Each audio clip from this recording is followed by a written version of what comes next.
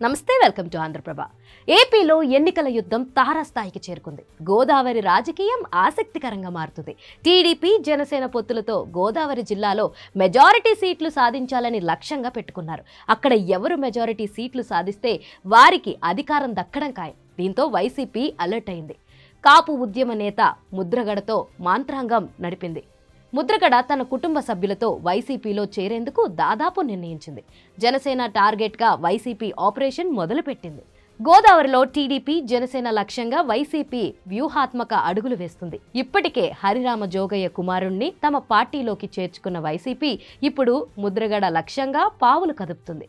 కాపు ఉద్యమ నేత ముద్రగడ గతంలోనే వైసీపీలో చేరతారనే ప్రచారం సాగింది. కానీ ముద్రగడ వైసీపీ నేతల మధ్య సీట్లపై జరిగిన చర్చలో స్పష్టత రాకపోవడంతో చేరిక ఆగిపోయింది. ఆ తర్వాత జనసేన నేతలు తమ పార్టీలోకి రావాలని ఆహ్వానించారు.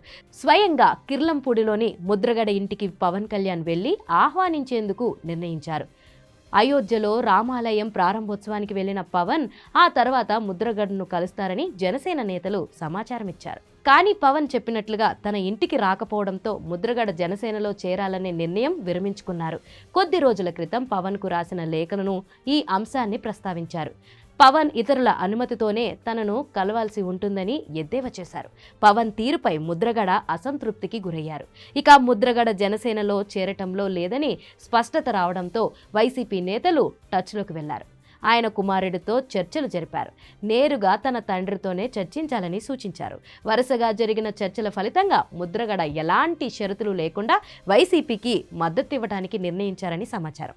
ఈ వారంలోనే ముద్రగడ తన కుమారుడితో కలిసి వైసీపీలో చేరుతారని సమాచారం. ముద్రగడ వైసీపీ నుంచి పోటీ చేస్తారనే వాదన ఉన్నా దీనిపై ఎలాంటి నిర్ణయం తీసుకోలేదని తెలుస్తుంది. ముద్రగడ పార్టీలోకి వస్తే పిఠాపురం నుంచి పవన్ పై బరిలోకి దిగుతారనే ప్రచారం జరుగుతుంది. అయితే పిఠాపురం నుంచి వంగా గీత కొనసాగుతారని పార్టీ నేతలు సమాచారం. ముద్రగడ వైసీపీకి మద్దతుగా ప్రచారం చేస్తారని చెబుతున్నారు. జనసేనలో సీట్లు రాని కాపు నేతలను ఆకర్షించేందుకు వైసీపీ ఆ పార్టీపై ముద్రగడ అస్త్రం ప్రయోగించనున్నట్లుగా తెలుస్తుంది. పార్టీ అధికారంలోకి వస్తే ముద్రగడను రాజ్యసభకు పంపే విధంగా హామీ ఇచ్చే అవకాశం ఉందని సమాచారం. దీంతో ముద్రగడ వైసీపీలో చేరితే గోదావరి జిల్లాల్లో ప్రత్యేకంగా తూర్పు గోదావరి జిల్లా రాజకీయం ఆసక్తికరంగా మారుతుంది.